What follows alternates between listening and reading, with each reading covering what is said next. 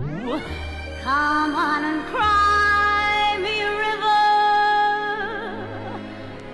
cry me a river. I cried a river over you.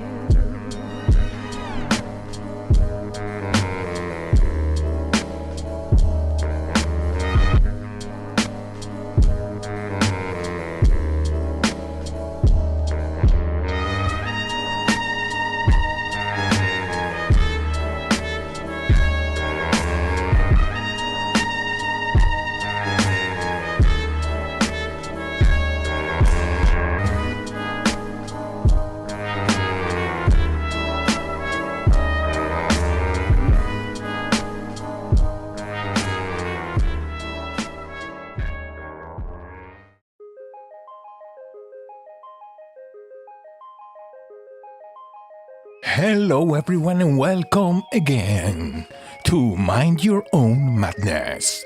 Today I have a couple of articles, a paper and an article, a paper from Anthropic about conscious and unconscious mind, if you can believe that. Perfect for our stream here, where we like to read and talk about the unconscious mind a lot. So, and then I have an article about autism and language, learning language or learning how to speak. Let's see if we have the time and the technology to achieve it. I wanna start with the Anthropic one, if you don't mind. We're gonna watch the video, but first I'm gonna read a couple of paragraphs. I guess it's better that way. How's the music too loud?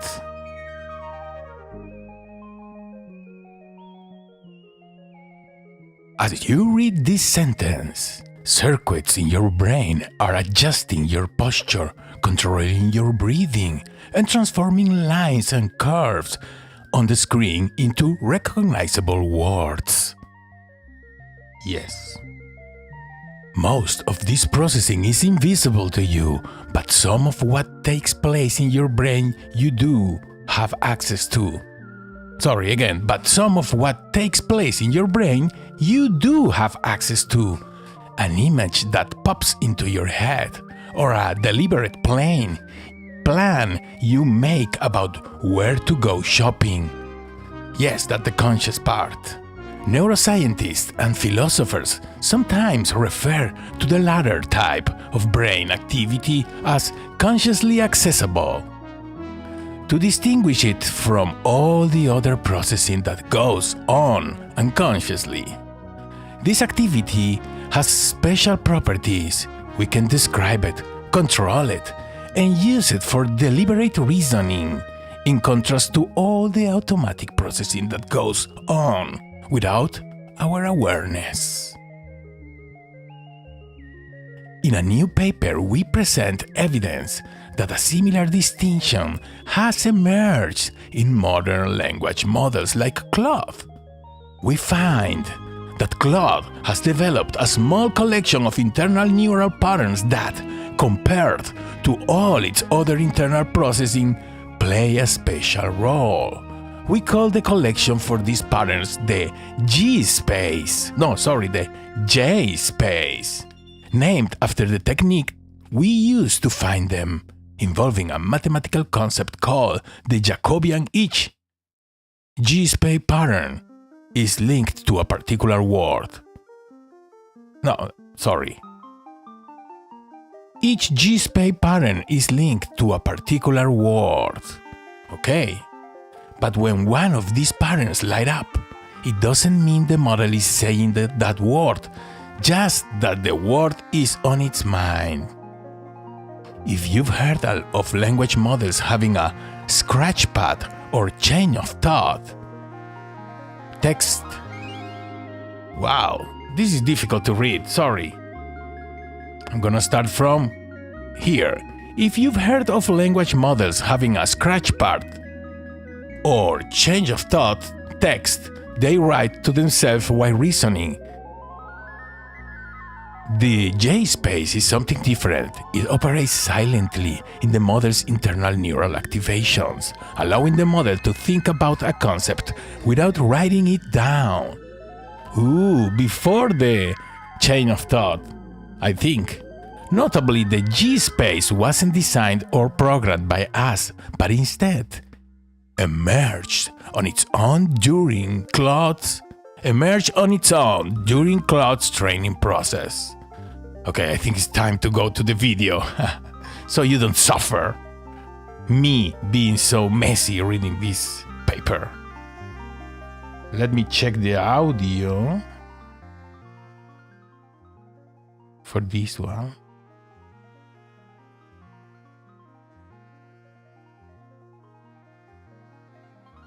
Think of the mind like an ocean. Up on the surface are our thoughts, dinner plans and stray worries, our inner monologue, the images that pop into our heads. But most of our brain's activity happens down in the unconscious depths, without us realizing it. It's filtering out background sounds, controlling our breathing, helping us recognize people and objects. AI models have their own kinds of brains, giant neural networks doing billions of computations under the hood. For years, researchers have been studying how they work inside. And we've wondered, could a model have anything like the divide humans have between accessible thoughts above the surface and unconscious processing below? To answer that question, we looked at how neuroscientists study the same thing in humans. One way of identifying conscious thoughts is that you can often describe them in words.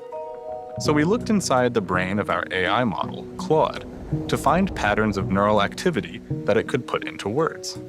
We called the collection of all these patterns the J-space, after the Jacobian, the mathematical tool we used to find them. Each J-space pattern is linked to a particular word, not necessarily the word the model is saying out loud, but one that's on its mind. Now, for humans, conscious thoughts aren't just things we can put into words. We can reason with them, control them, and solve problems with them. According to an idea called the Global Workspace Theory, that's because the brain selects a small set of important information to enter a mental workspace, and that information then gets broadcast to other parts of the brain to use for reasoning. We wanted to know if Claude's J-space acted in a similar way. In one experiment, we gave Claude this math problem. It answered immediately, without showing its steps. But when we scanned the J-space, we saw it working through each step internally. It lit up 21 after the first step, then 42, then 49. Claude didn't write these intermediate numbers down anywhere. All of this happened inside the J-space. It was a sign that Claude uses it for step-by-step reasoning. In another experiment, we wanted to see if Claude could control its J-space the way humans can intentionally focus on images or words. We told it to think about the Golden Gate Bridge while copying an unrelated sentence. Claude was busy copying the sentence, but behind the scenes, its J-space told a different story. Bridge and California popped up. It even thought about its own thinking. The words imagery and thoughts lit up at the same time. This showed us that, yes, Claude has some control over filling its J-space with ideas. But just like humans, its control isn't perfect. When we tweaked the experiment to ask Claude not to think about the bridge, it couldn't help itself, and the J-space also lit up with failed and damn. But remember, most of what our brains do is unconscious, so we wanted to test what Claude could do if we switched the J-space off, but left the rest of the network untouched. Claude could still answer simple questions and write fluently. When we gave it a prompt in Spanish, it wrote back in good Spanish. But when we asked it something that needed more reasoning, like to name an author who wrote in the same language as the prompt, it couldn't do it. For that, it needed the J-space. Why does all this matter? These experiments tell us that AI models have internal thoughts, silent words they reason with but don't say out loud. By reading them, we can find what Claude is thinking but not telling. What we see is concerning. During one of our tests, Claude made up some fake data to pass it, and as it did, fake and manipulation lit up in its JSpace. Monitoring the JSpace, it turns out, is a useful way to catch Claude misbehaving, even when it tries to be sneaky. AI models are different from us in many ways.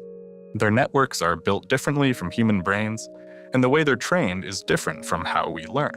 So it's remarkable to see a structure like the JSpace emerge inside them, something that's reminiscent of how human minds work, but which we didn't program into the model. For some, this might raise a question. Could AI models be conscious? After all, our experiments were inspired by theories of human consciousness. The thing is, people use the word conscious to mean many things. Our experiments can't tell us whether an AI has experiences or feels something on the inside. But they can tell us that it's developed mental machinery that's in some ways similar to ours, a small mental workspace it can use to think and reason, sitting on top of an ocean of automatic processing it doesn't notice. The more we come to understand that machinery, the more we'll be able to keep these systems safe and beneficial, and, perhaps, to understand our own minds a little more clearly.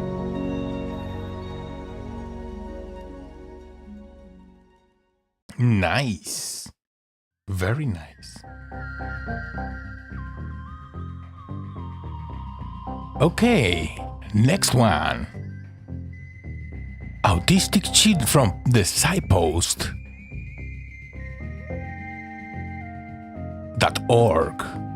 Autistic children with early language delays process sound differently, study finds, by Eric W. Dolan. Okay, let's go.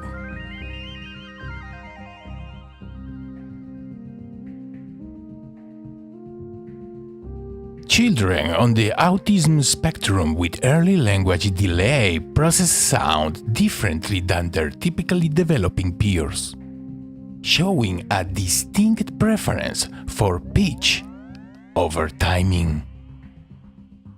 These differences in sound perception might actually help some autistic children develop language and cognitive skills through alternative learning pathways. These findings were recently published in the journal Autism Research.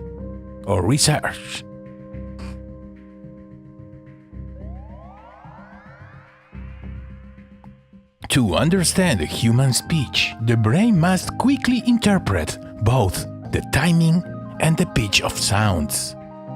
Very hard to me to talk in a correct timing and pitch way in English, so I apologize in advance. The timing of sounds, known as temporal properties, involves how long a sound lasts or when it stops and starts. These time-based features are essential for distinguishing consonants and picking up the rapid, natural rhythm of speech. If a child struggles to process temporal information, they often experience difficulties forming stable mental representations of words, which is a pattern frequently observed in language disorders like dyslexia. Pitch refers to the spectral properties of sound, which involves the specific frequencies that makes a voice or a sound wave high or low. The human brain typically divides the labor of processing these two types of acoustic information. Okay, it divides the processes. In most neurotypical people, the brain's left hemisphere specializes in tracking rapid temporal changes, while the right hemisphere tends to focus on slower, spectrally based features like pitch contours. Very interesting. The right hemisphere is the emotional one, most likely, or simply saying, and the right one is the logical one, right? So there you have it. the pitch with the emotions and the timing with the rational part.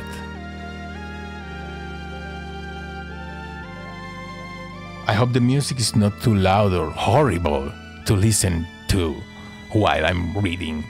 Autistic individuals often perceive the sensory world differently from neurotypical individuals.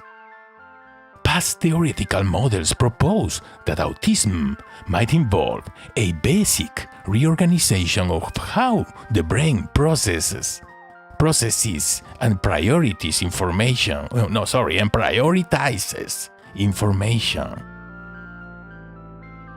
This concept suggests a shift away from complex, socially integrated networks and toward more direct, independent sensory perception. While neuroimaging studies of visual processing tend to support this idea, evidence regarding how the autistic brain organizes auditory information remains limited. Luo Diyu, an associate professor in the Department of Special Education and director of the Autism Research Center at Guangzhou University in China, designed a new experiment to test these auditory differences directly.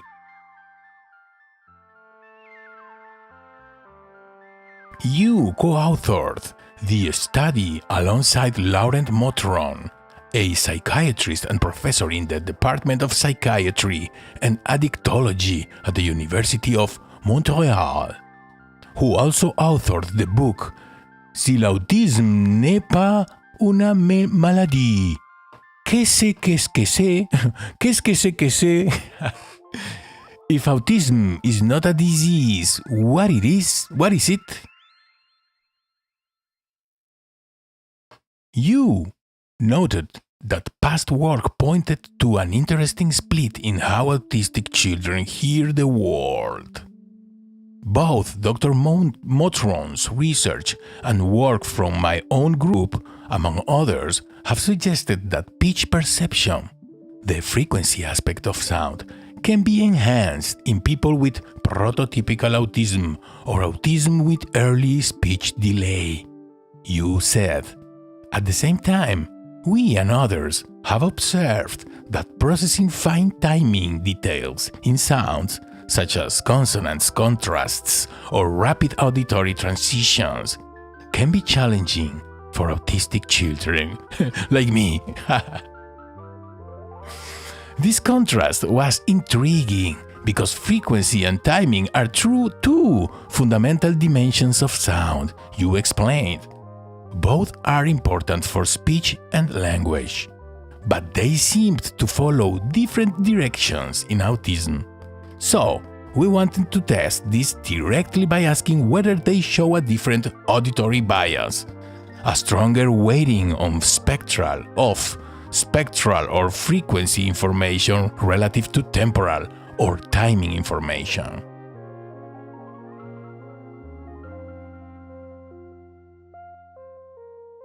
To measure these auditory abilities, the scientists required 44 children between the ages of 8 and 12.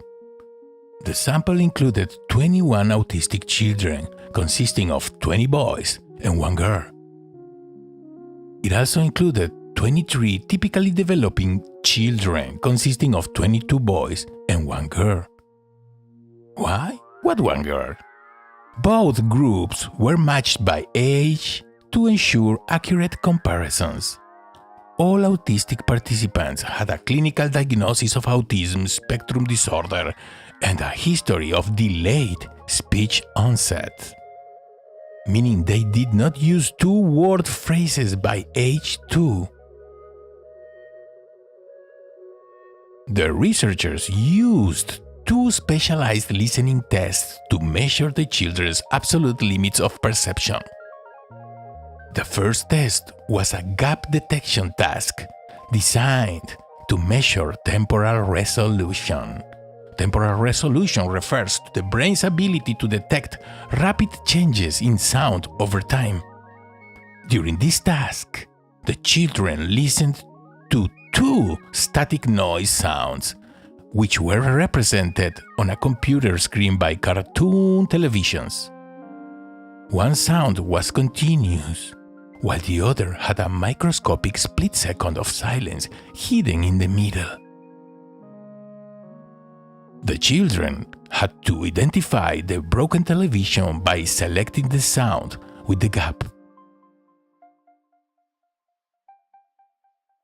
The second test was a frequency modulation detection task, which measured spectral resolution, or the ability to detect subtle shifts in pitch.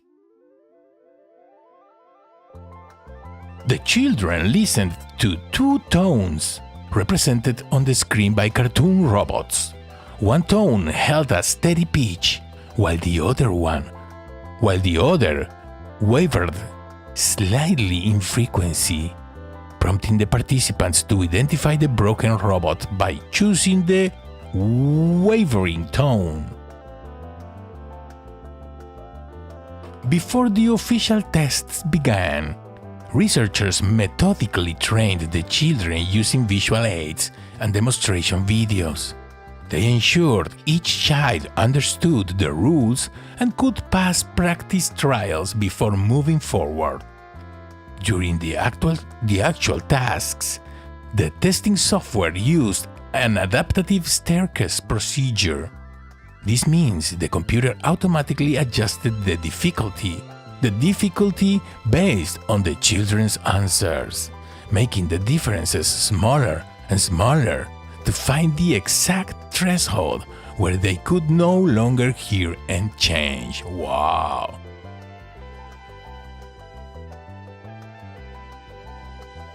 The findings highlighted opposite strengths and weaknesses between the two groups of children.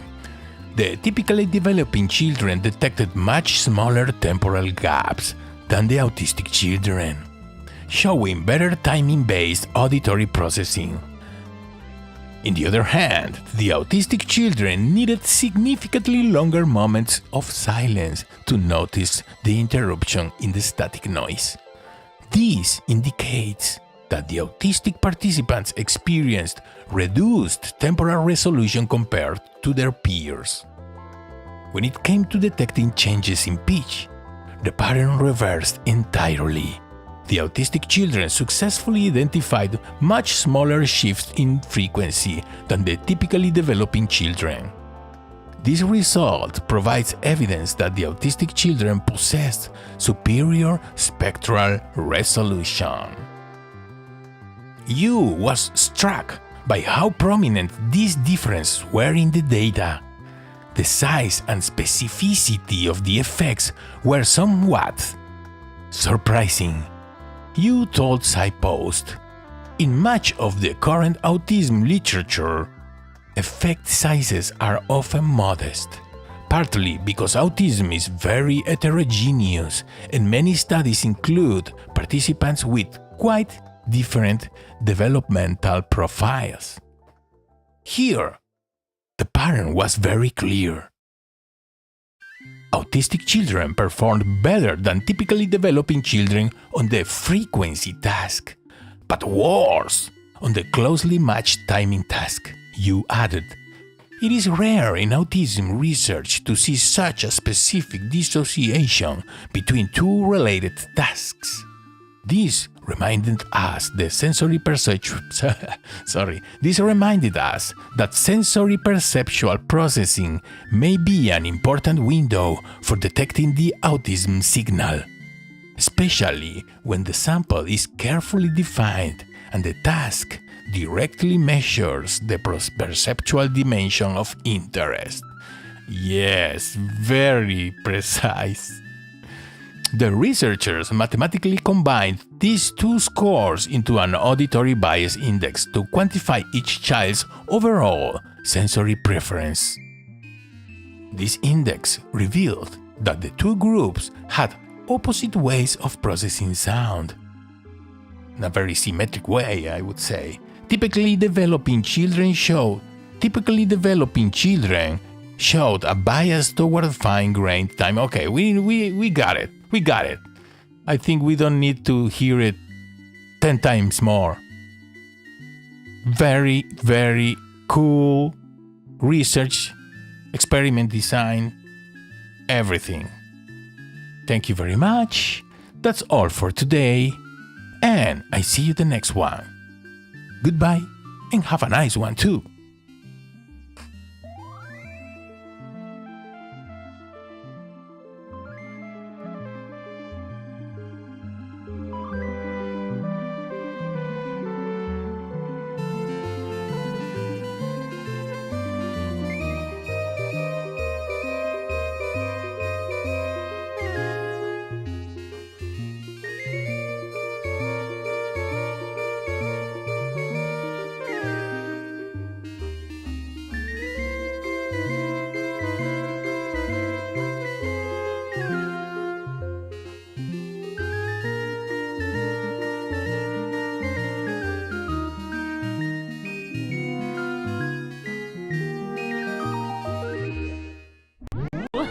Come on and cry me a river.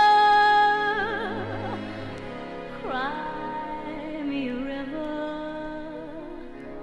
I cried a river.